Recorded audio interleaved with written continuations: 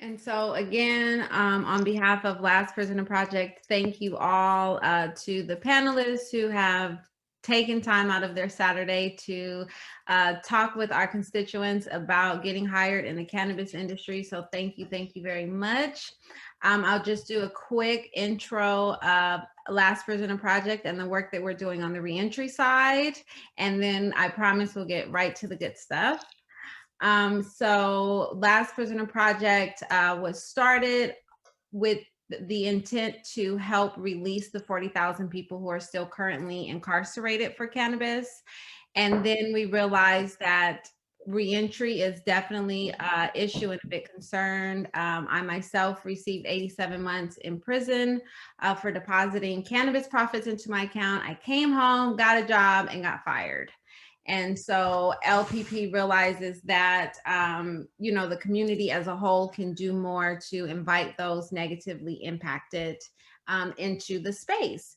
And so we created reentry resource center for constituents. And so most of the constituents that we'll have in the audience today came from that network of constituents that we have built. If there's anyone in the audience that has not tapped in with Last Prisoner Project that has been negatively impacted by the war on cannabis, whether you were personally impacted or a parent or a child of someone negatively impacted, I will drop the link in the chat as soon as I'm done speaking so that you can connect with us. And we have so many resources available, starting with these webinars that will happen monthly, just educating you all on how to get in the industry. Along with, we have cannabis scholarships that are available, cannabis education scholarships. We have one from the Academy of Cannabis Science on there. And once you sign up, you'll receive the newsletter every 2 weeks with these opportunities. There's Oaksterdam, there's so many folks who have donated scholarships for our constituents. And then there's also the Banks Job Board, the Cannabis Job Board, along with assistance with resume writing from banks. And there's one more thing I'm forgetting. Resource application, funding applications. If you're struggling, LPP is here to assist. And so that's all I have to say. I will drop the link right now for the reentry resources, along with the link for a placeholder for next webinar, the second Saturday of May. So 2 things I'm going to drop, and then I'm going to pass the mic to Mr. Trey Reckling. Thank you, Evelyn. My name is Trey. I'm the founder and director for Academy of Cannabis Science. We're very proud to be partnered with LPP on their efforts, and we hope that you will look them up and find out more about scholarship opportunities that we have. But want to get right to the heart of this. We are very lucky to have some stellar people on the panel today, and we're welcoming Yoko Miyashita from Leafly, Jeff Freeman from both MFUSED and Polite Brand Cannabis, and Jessica Pichardo of both Dockside Cannabis and Canna. But I would like them to introduce themselves a little bit better and do their bios a little bit better justice. Yoko, could we start with you? You're my first and my left to right. Thanks so much. Thanks for having me here today, Trey. I'm Yoko. I'm the CEO of Leafly. We're a leading cannabis information resource and marketplace. So unlike many others directly involved in cannabis, we are a non-plant touching ancillary technology services business. My background actually is as a lawyer. So I was trained and worked in private practice for several years. And then I went and worked for a company called Getty Images, which was a media photojournalism. So the leap from Getty Images to a cannabis media and marketplace was actually a really great and natural transition for me. I came into Leafly in a legal role, but then transitioned to a business role to lead the company last August. So happy to share my past experiences, what I've experienced working in cannabis for the last 2 years, to see if I can help anyone along in their journey. Excellent. Thank you very much. Mr. Freeman, Jeff, how you doing? Tell us a little bit more about you. Great. Thanks for having me here. I am the co-founder of MFUSED as well as Polite. We are a extraction and a CPG company, so really public facing. We make and manufacture products and sell and distribute them. We're really focused on the collection of data, understanding our intended audience, and we've been in the cannabis space for just about 10 years. So we've been able to see and also be involved hands-on in the development of people's cannabis consciousness. I myself was introduced to the plant tragically at a really early age. My father was involved in a drug transaction and was murdered. And so for me, being in the cannabis space was really not a pathway I was going to take. But it turned out that my mom really wanted to find some alternative options for her pharmaceuticals. She's disabled. My mom's disabled. And so I kind of took it on myself to champion it, get involved really early, and have been in this space, like I said, for 10 years, creating products. And then now what's more important to me is really just making sure that I create a career path for people in my community. I'm really young to be in the position that I am in with the company success that I have. And I really just want to make sure that I open doors for others that are just like me and also have been directly impacted, but also indirectly impacted. The war on drugs is specific to this, is played an incredible role on my life and has shaped my life directly. So I'm really happy to be here, and I'm excited, and I hope I add a lot of value to you guys. Great. Thank you, Jeff. And Jessica Pichardo. How are you doing, Jessica? I'm doing well, Trey. Thank you so much for the intro. And thank you, everyone. I'm so grateful to be here sharing this space and energy with everyone. As Trey mentioned, my name is Jessica Pichardo. I am the operations manager for Dockside Cannabis. That's in Seattle, Washington. So I help support 4 different locations, which is really exciting. But I started as a bud tender 9 years ago. I left other industries and started from the bottom. And so it was really that entry point that had the most learning. And I'm so grateful to be here to share some experience. I'm also part of the Cannabis Alliance. I'm a board member there, and we strive for a more diverse and sustainable industry, and so equitable as well. So I'm very excited to be here, a part of that. And I founded Canna, which is a consulting company and has led me to all of these spaces. So I hope to add value today with my experience. People who find out that I'm in cannabis now kind of chuckle, because as a Latina, the reefer madness worked on myself and my own family. And so it was my goal to make sure to shed a little light and shed the stigmas that permeate through our communities, and make sure that I can take the 9 years of experience that I have and make it easier for folks to jump in and hit the ground running. So thank you, Trey, for the space, and excited to talk with everyone.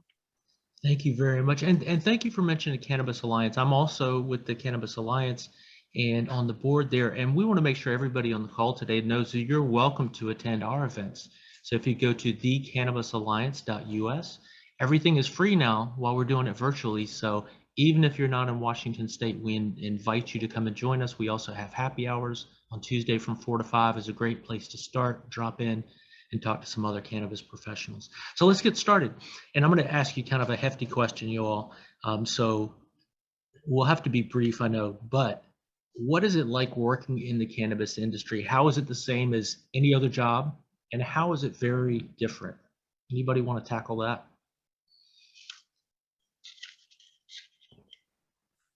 I'll take it. All right, so I'm a bit of a serial entrepreneur. I've worked for myself since I was 23 years old. Just really wanted to be my own man, my own boss. And I find that this is really relatable. It's really dynamic. It shifts very quickly, both from a regulatory standpoint, but also from a technology standpoint, as well as all the other emerging industries that are being involved. What I found that's most exciting is my suspicion is that this business in this industry is just as large as alcohol, tobacco, a potential of that of pharmaceuticals, and even textiles, right? If you incorporate hemp. And so you have this entire ecosystem and infrastructure that needs to be developed. And if you have the energy and the passion and the desire to really professionalize and continue to learn and iterate, you can make a really big impact. It's challenging in that there's 280E tax, which is a tax code that makes it really difficult for us to operate and run a company and not write things off that other businesses traditionally can. But what it does is it forces us to really understand and be exceptional owner operators. And then when we foresee this thing going federally legal, what will end up happening is we'll have a little bit more access to both capital and freedom to make more traditional business decisions.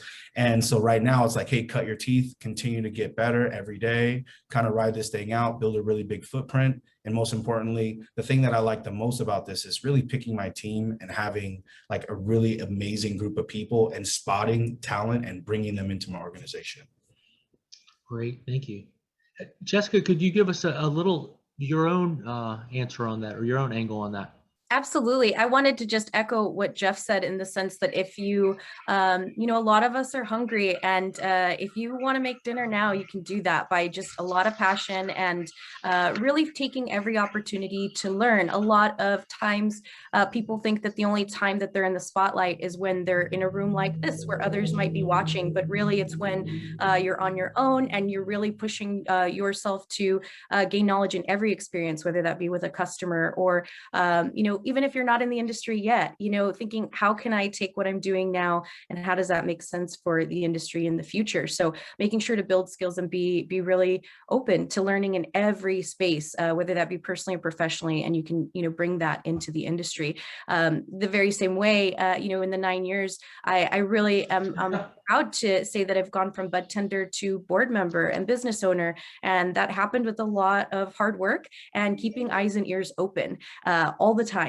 And making sure that, I put my best foot forward, even as a customer, when I go shop somewhere, when I didn't have a job yet, if I was going into a dispensary, I made sure to, ask questions, get to know the people that are there. Those are the ways as well that you get more comfortable in the setting that you wish to then be in. And so it's really, really a great thing that we get to sometimes be the first in. And so, Jeff, congratulations on Infused and Polite. Very, very, a big fan of your product lines and your success. And I think it's a really great example of what you can do. So I think the difference, to also echo Jeff, is just some of the federal speed bumps and brick walls, frankly, that we run into in order to run like normal businesses. So normally when you're in a job, bringing value is utterly important, but in cannabis, it's almost like you got to double down because of those federal,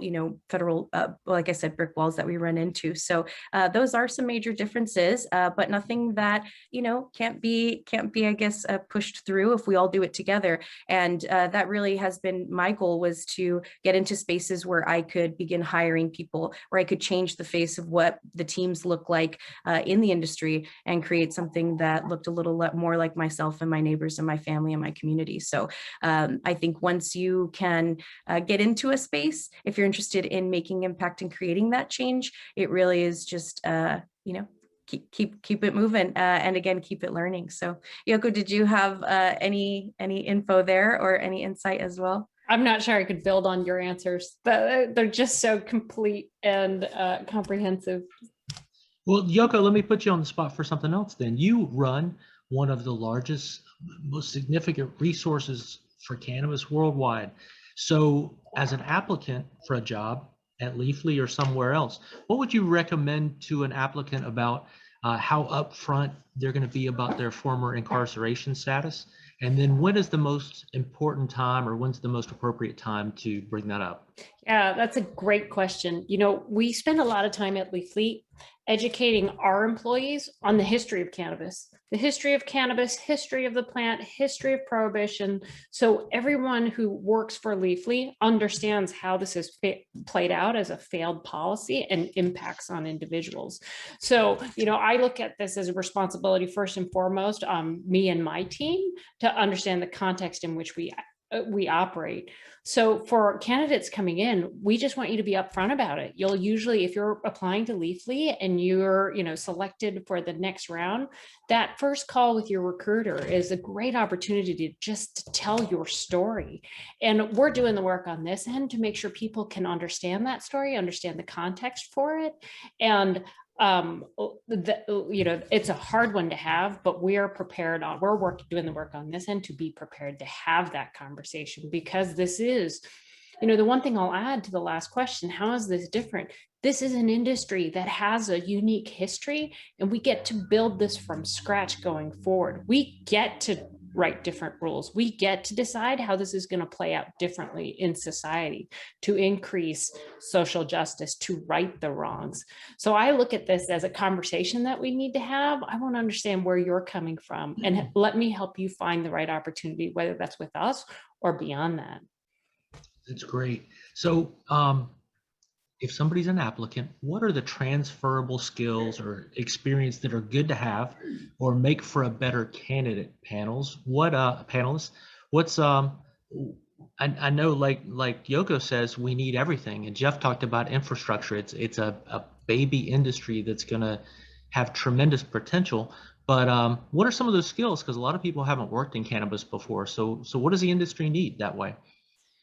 I'd love to field this one first, just from the retail perspective. In the time that I've been in the legal cannabis industry for the last 9 years, both in Colorado and in Washington, the retail space calls for, just to kind of use your language, Trey, we're building, right? So I'm noticing in the chat, talking about plant touching jobs can sometimes be inaccessible for folks that are on probation or have, certain hurdles that they are still overcoming in that whole marathon.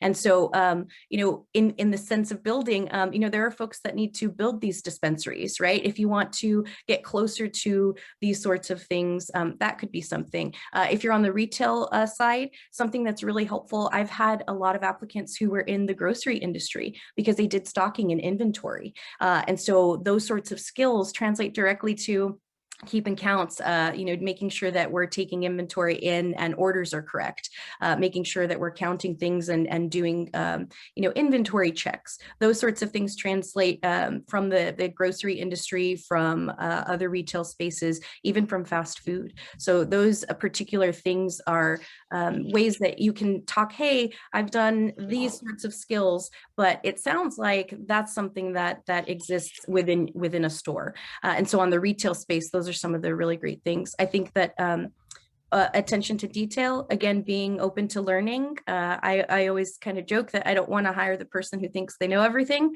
because that's not me, and that's not anybody in this industry. It is so, far in its infancy, that in its legal world, that that's not the person I want to hire. So that's just some of my insight on some of the skills that might be helpful in the retail. Jeff, I know I'd love to kind of know more about your producer processor side. Yeah, thank you. For myself, the positions that I see that are most equitable and then you can have the biggest impact are more nuanced, right? So a little bit more unique. There's always a need for light manufacturing, warehouse work, but really that is an entry-level position. That's a great way to get into the industry.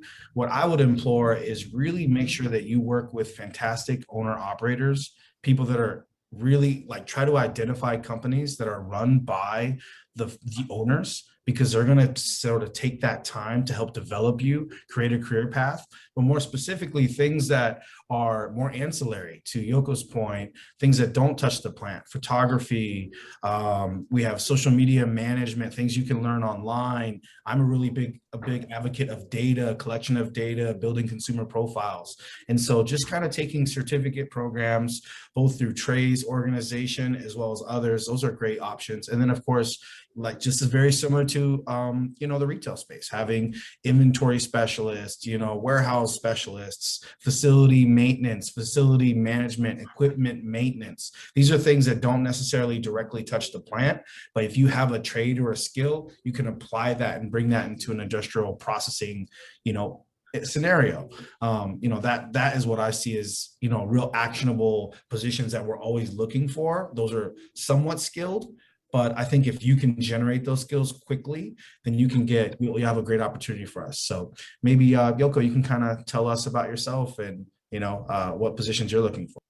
It's really interesting because I think a lot about operators. You guys are both operators, whether that's in the retail space or the production side. And as sort of sitting one layer above that, the one thing I would look at is, and because we're a larger organization, sometimes you come in and you don't actually really know what you want to do. Like, what do I want to do when I grow up? Is this the right role for me? But I look for specific traits, right? Are you a strong communicator? Are you curious? And can you bring these into any work situation that you come in as? So for us, a big part of our business is we work with retail stores, and we want to get them listed on Leafly so our consumers can find the products that they're looking for at the store nearest them.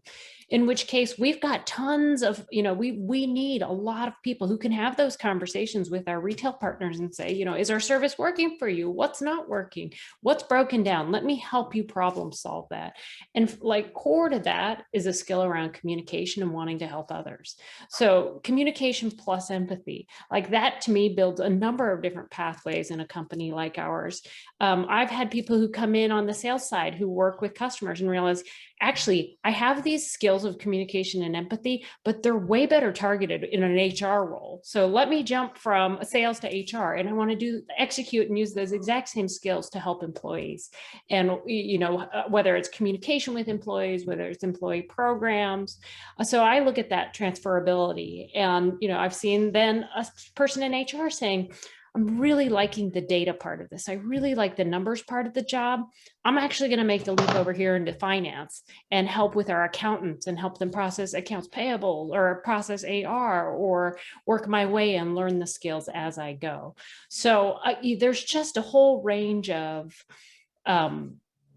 transferable skills that can help ladder up to different roles, especially if you don't know what you want at the outset. And that's great. So participants, I hope you're hearing this. One, there's lots of jobs outside of licensee jobs or outside of plant touching jobs. Two, if you have transferable skills, you might just have to think about how to sell those, how to help the employer understand that those are valuable, because they might not know they're needing your skill. We're young enough industry that happens, and then three, learn the vernacular. If you're going to go into the cannabis space, you need to know the language that people in cannabis use. So for one, if you're talking just about indica, sativa, and hybrid, that's a tell. And people say, well, their information might be a little immature. So I would encourage you to go to a site like Leafly and see how they're speaking about cannabis, because kudos to Leafly, they've taken a real huge jump and broken out of that mold and said, hey, we need to speak about this more scientifically in a way that serves patients and consumers and everybody, that's not just novel and easy. And so they've really helped the industry to grow. But if you don't have the language, it tells you might not have done your research. So that's a great free opportunity to go online and learn a lot. And so do some homework there too, and be ready for that environment. Now, being a young industry, immaturity is sometimes a problem in some of these businesses. Like Jeff said, find a good business to work for. Don't feel so hungry to get a job, feel like you have to settle for the first chance in the industry. Some of the opportunities are not great. Some of the companies are not being run well. So does anybody want to talk about some of the challenges that may exist in the cannabis industry right now, and because you can compromise yourself. You can walk into a situation where somebody might be breaking the law, and you certainly don't want to step into that. So anybody want to talk about some of the challenges of being a young industry and how that can make life kind of challenging for a new employee? Yeah, I'd love to field this one first. To your point, Trey, I think the biggest challenge is just the immaturity of the space and how quickly things are shifting, right? Both from a state by state legalization, the dynamics of medical marijuana versus recreational marijuana, and the hardest part that we face is, we're writing the book. And so what are we doing? We're looking at comparable industries, relatable industries to try to develop best practice. But what you'll have is, I find that there's a lot of people that understand business. There's a lot of people that understand cannabis, but there's very few of us that understand the cannabis business. And so it's really important to get that bridge and then have a team that's really committed, right? When you're writing the playbook, when you're writing the script, you're in control of the narrative, but you may not actually know all of the best decisions. This isn't a traditional business. I'm involved in touching the plant. There's tons of regulation involved. There's all kinds of dynamics, like I said, with taxing, and there's challenges there. And so for myself, One of the biggest challenges is just making sure that you find empathetic, passionate owner operators who have a bigger vision and mission that they're going to tackle, because they're going to really be a part of that ride. And they're not just looking just to capitalize and throw the money in their pocket and stay in the ivory tower. They want to be involved. They want to develop careers. They want to develop people. That's something I'm really passionate about. And I think that's served our company well with me and my partners, because we're all very passionate about that same mission. And so I just, even though it's really hard to do, try to collect as much context as you can around the brands, both socially, understanding their impact, and then furthermore, just, you know, focusing on what's going to be the right fit for yourself and where you can really add value. And I cannot express enough, the opportunity to work with owner operators is a great way to showcase your lateral ability in terms of your thinking and your solutions and how solution-based you are, but also have a very clear impact and show your impact on the company. So maybe Jessica or Yoko, you guys can tell me some of your challenges that you see. Yeah, to build on that, Jeff, I think it's very important for folks to be able to pivot and be comfortable with change and be open to new opportunities in different lanes of the industry. Kind of to Yoko's point earlier, you know, I started as a bud tender, but I didn't know if I wanted to manage people until I saw other people do it well and also not well. And so being also just aware of what's happening, you know, in your peripherals as well can really inform where you want to go in the industry. And to Jeff's point, you know, there's a lot of owner operators who have the passion and the purpose fueling them versus the profit and maybe, you know, the headlines, right? There, I've had opportunities to work with teams that I think have done a little of both, and you know, is why I've landed where I am now, particularly in my lane with Dockside Cannabis. I'm so grateful to have 3 owners and operators who really truly are interested in creating a different look to what cannabis is on the retail space, both for what we curate and product for the customer, but also for our team. I am so passionate about making sure that my team's focused on career development and being ready to answer the call. And what that means is putting, you know, empowering them and trusting them with new opportunities and making sure that, again, we're not just sitting at a table, we're building a bigger one and making sure that folks can come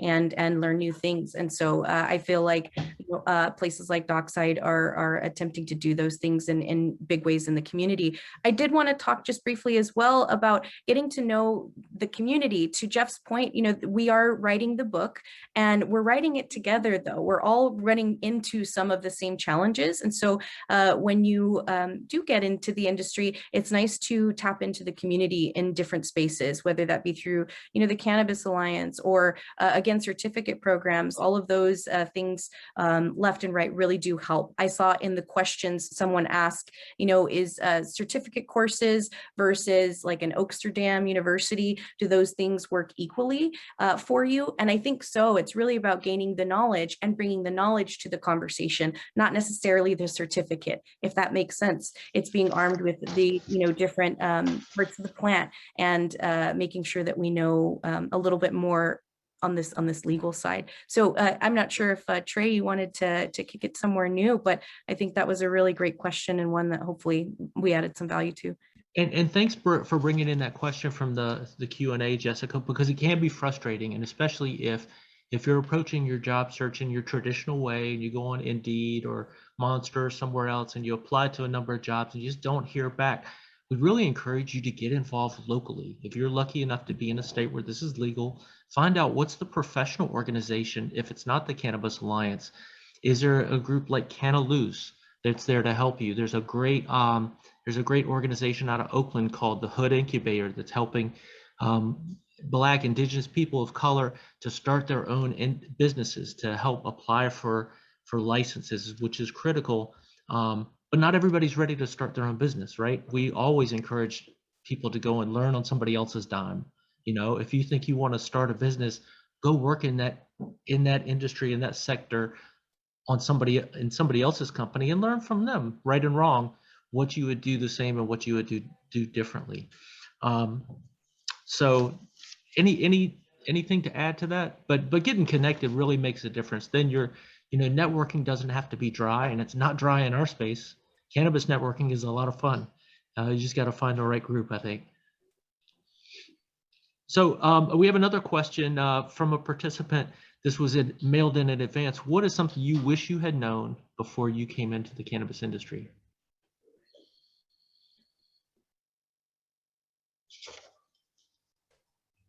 Anybody want to take that?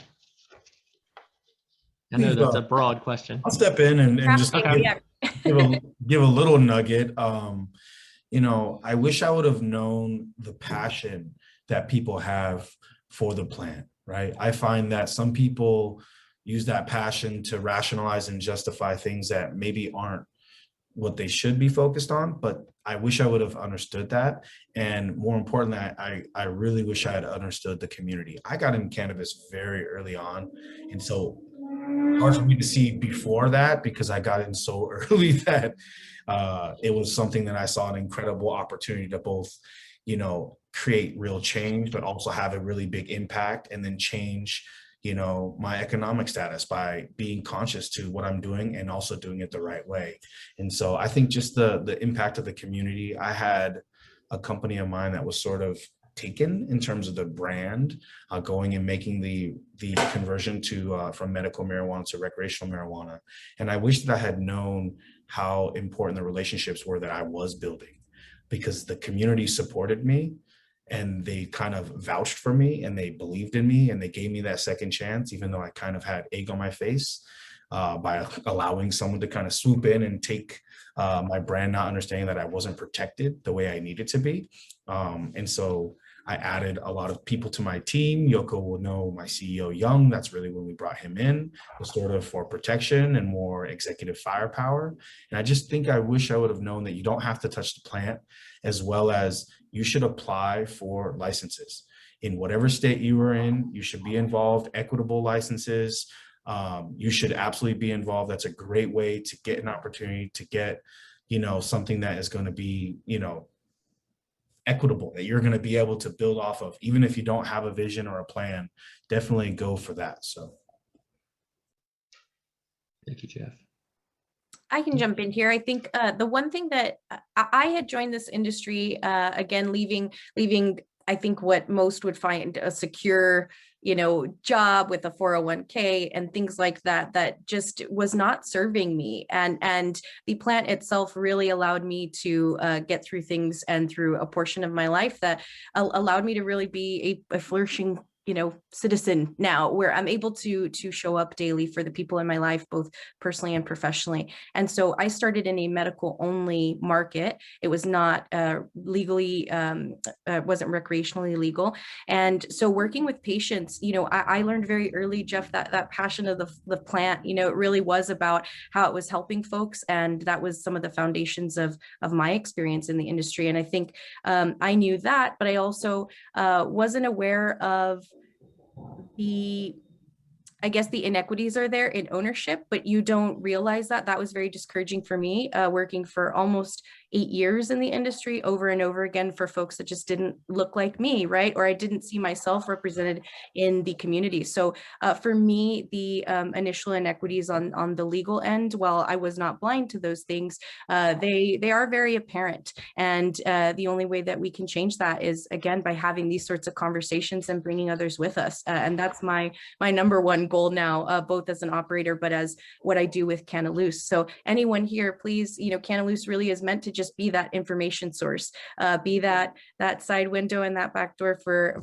to offer any and all networking and resources that I have to you know, get you to the places that you'd like to go, because that really is so important. And I think something that again, while it's not that I didn't know, but getting that experience and feeling through those things and again, working to get to a space where I could create some change was something that I now know and hope to just make more apparent for others so that we can do that together.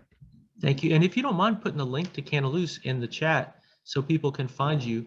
And I think, like Yoko mentioned, you know, this is being a young industry, it is very unique in that we get to build, we get to start from scratch, and at no other time have women and people of color had a chance to start on the same starting line. And we're still not doing it right. We're still far from doing it right.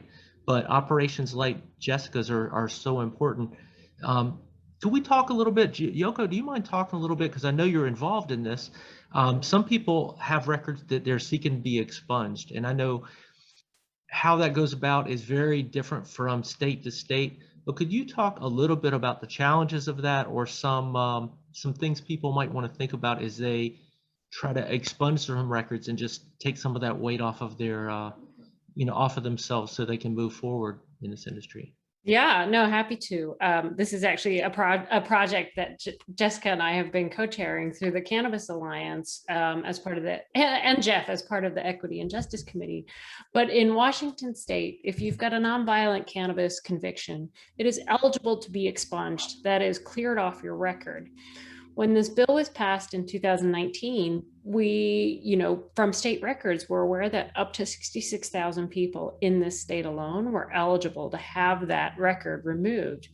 Except there was no funding for a program, and an individual would actually have to file a petition in the court in which they were convicted to actually have that removed. And almost 2 years after that bill was passed, less than 100 people have taken advantage of that. So I think what we're working on specifically in Washington State is to actually programmatically support while also lobbying for auto expungement of these records. And until we actually get each of these expunged, we are trying to build through partnerships with the legal community, with the impacted community, and the Cannabis Alliance and volunteers, just a process for individuals to take advantage of services to get their records expunged. Now, that's Washington State. What we've seen in other states is a model where, as part of their legalization statute, these records are automatically expunged. In that instance, if you're an impacted individual, you don't have to go and petition.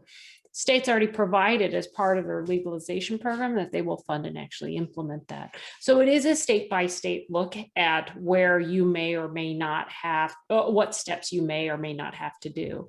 I'd actually be curious. I think maybe the LPP folks do a fair amount of this through directly and or through partnerships, but it's a key part of sort of that reset for individuals to say, all right, like, the times have changed. It is not fair to have this on my record.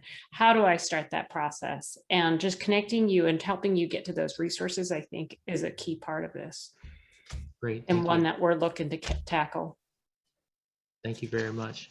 And I know this is kind of a wide open question, but anything talking about the future in cannabis is at best an educated guess, right? We've seen that regulations and laws are so, we have this feudal system and things are different in every state. But if you all were to encourage people to look into a specific sector of the industry, saying, look, that's just not taken off yet.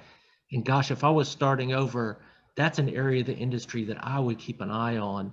So as people are thinking about training themselves and getting exposure and experience, do you have any areas of the, I talked to a gentleman here in Washington, and he just got his transport license. So he was super excited because that's a problem we've had here where brands have had to basically carry their product to all over the state themselves.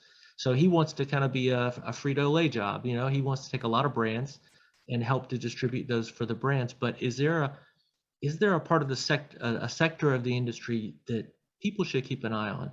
I've got one for this, and I'm watching this as we watch legalization bills, and there have just been a ton. It started with the November elections. New York just legalized. Virginia just moved up their state deadline, and you got a bunch of other states just in the process of. New Mexico governor's about to sign their bill if they haven't already.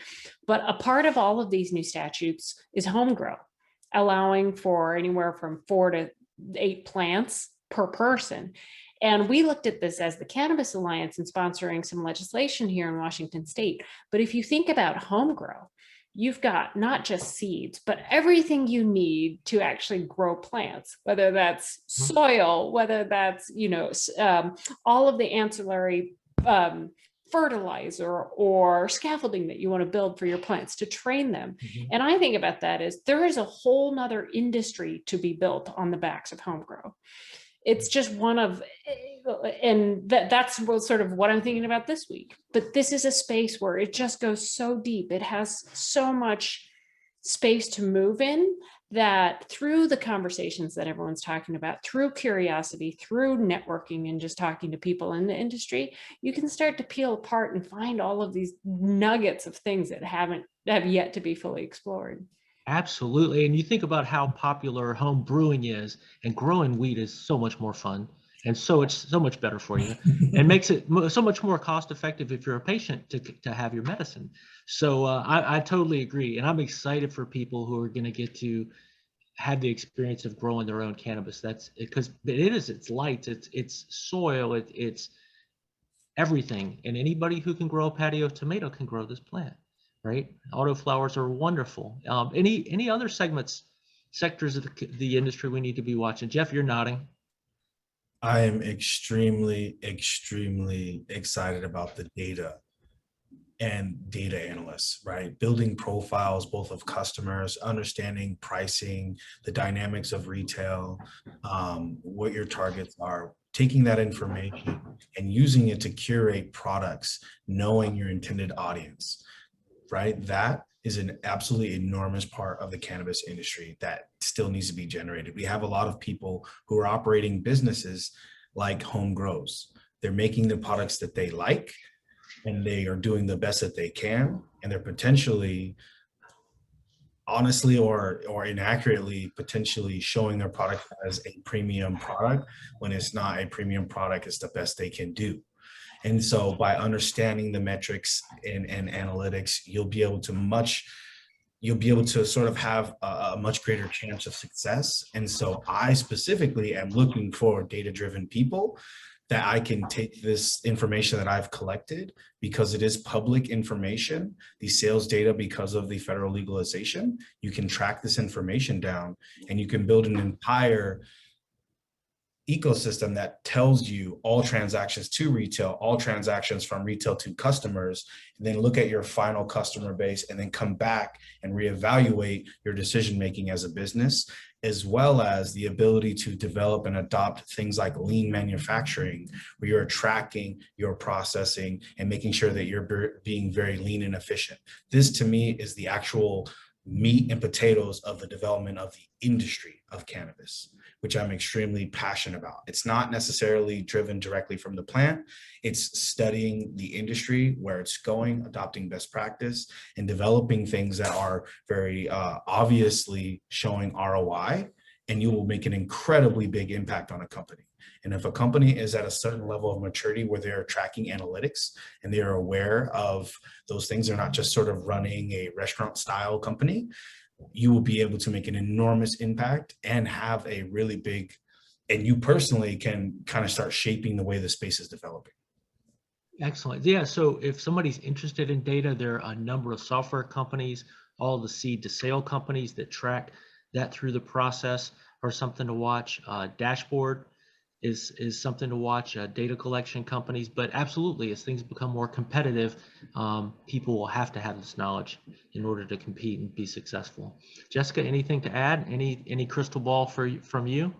Yeah, the only thing that I'm very excited about, and I'm hoping to drive equity licensor for BIPOC individuals first, for delivery, transport, and event spaces or consumption spaces. These three areas are not fully developed and are still being, I feel like case studied to see how it's going to affect communities or affect the children and affect, all of these different things. But those particular licenses in most spaces don't exist yet. And so when they do come through, I see that being a way that we can really drive equity into the market based on the amount of licenses that have gone to white ownership versus, say, for example, in Washington, which I know very well right now, is 2% Black ownership in the state. It's just absolutely astronomical, and it keeps me up at night. So that is definitely when delivery spaces and event spaces come up. I think that's a real great way that folks can jump in. As Jeff said, go for those licenses, even if you don't have the the van yet, even if you don't have the space yet. If you're able to land something like that, that's a real great way to build businesses and be the first there.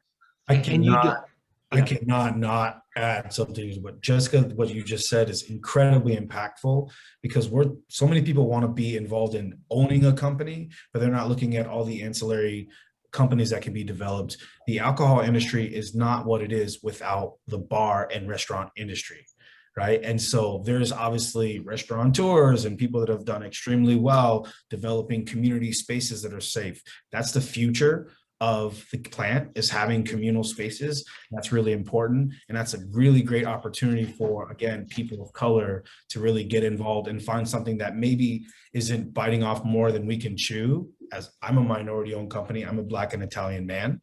And so I know that it's really difficult for me to have access to certain things, but I may have a social network of people that are more inclined to support me. And so my risk comes down with different types of businesses, both delivery and social gatherings. I think that is an enormously important thing what you just said. And I just want to make sure we don't overlook that. Absolutely. And as consumers, we have a role to play too in influencing the success of those businesses. So we encourage you as consumers to know who are the minority owned cannabis businesses in your space, and can you be their customer? Do you like their product? We encourage you to give them a try, to go into their store, to look up their brand, to find their story. And because, as you know, they're at a severe disadvantage, and historically have been disadvantaged and harmed by the way this plant's treated. So let's, we all have a role to play in that. Even if cannabis is legal in your state, the fight is, ask anybody on this call, the fight is far from over, because regulators and lawmakers, we had a push in this state where people are really trying to demonize high THC products. And it's always a cry about, what about the children? Well, we've proven that children don't use more cannabis in a legal state. So we always want to consider that, but the fight's not over, because the laws will continue to affect the way we do business. And Jessica, you were nodding your head. Did you want to add something a second ago? No, not at all. I think Okay. landed good there. Okay. So how about, we always want people to find a good job, but sometimes you find a job and people are not doing things by the book. This is a highly surveilled industry, and law enforcement is watching closely, as are the regulators. So what would your advice be to somebody who's in a job and they find out they might have compromised themselves? There might be some shady stuff going on, and especially if I've got a record, I can't afford to get mixed up with something like that. Any advice other than find something else? I'd like to jump in here. I joke with my team that my middle initial is not C for Kathleen, but for compliance, because I will not ask them to do something that I myself would not be doing. And that is because, every day, folks say that, we're doing something federally legal, which is true. But, we have the privilege of being, this is a massive privilege to be in this space and to be, making these business moves. You can be in spaces and feel that things aren't right. That's also, again, a level of awareness and knowledge of industry that you should do research on before you jump in. What are the basics, right?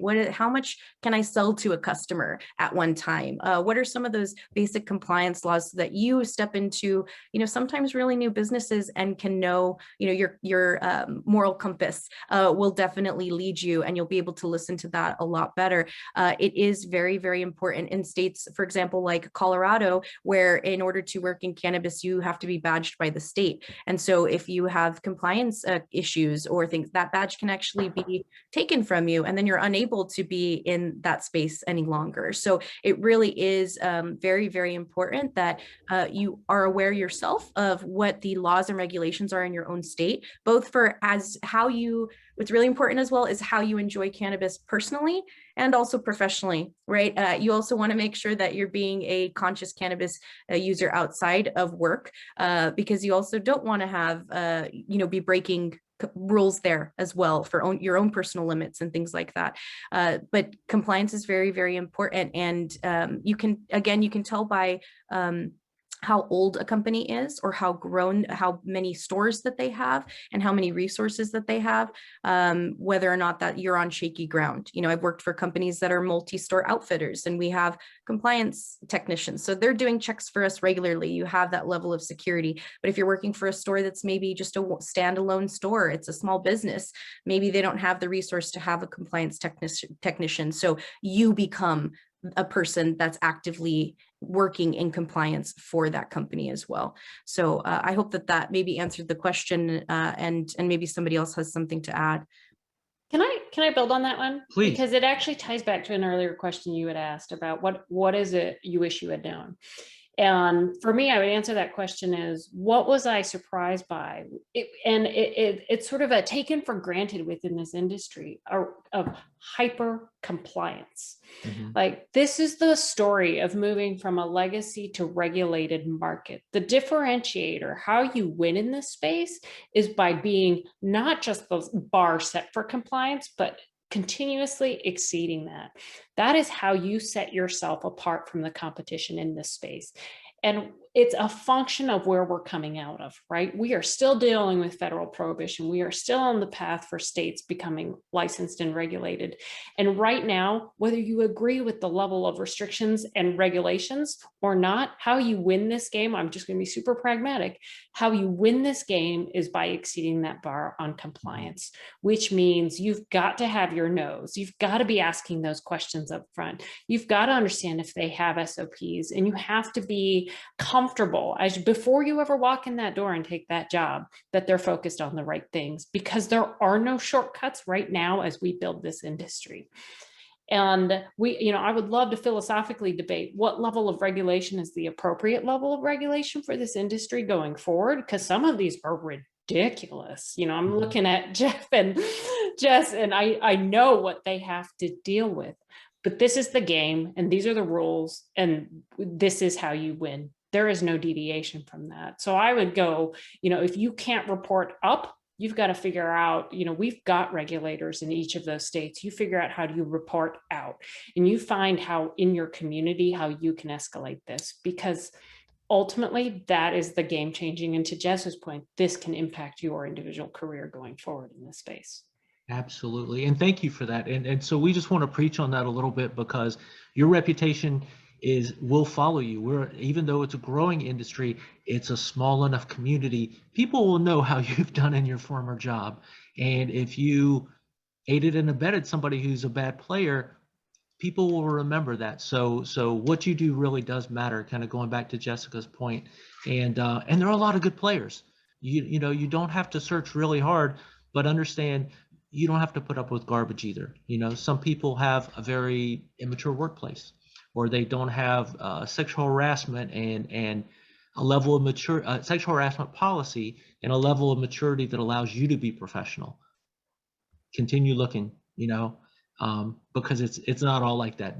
Those certainly do exist though. So just kind of user beware on that. Jessica, did you have something else to add? Anything? Okay. You all, we're about at time, and I just wanted to thank you so much for your time, for your expertise. If you're a participant on this call, we're going to try to do a series of these that will be on the second Saturday of each month at this time. So if you're following LPP, please stay tuned. We have a commitment from Vanks to come back and kind of do a part 2 of this conversation, where we talk about building your resume and interviewing techniques, finding that job, moving up in the company, all those things that are critical to landing and being successful within that job. So we're going to dive deeper into this topic. But if you have ideas for topics, please let Mary and Evelyn know. So if you're already connected with LPP, let us know what you're interested in. We want to develop content that's important to you. That's what this is all about. Panelists, thank you again. We appreciate and love what you're doing. Continue to be successful, and we wish you well on the rest of your Saturday. Thank you from LPP, for everyone who attended. Thank you so much for all of that awesome information. I've been listening in. And again, I dropped in the chats the link to register for next month's webinar, topic to be determined, but the link is built so that you can register. And I've also dropped in there the link to become a LPP constituent to tap into all of the other resources. Thank you all so much, and happy Saturday.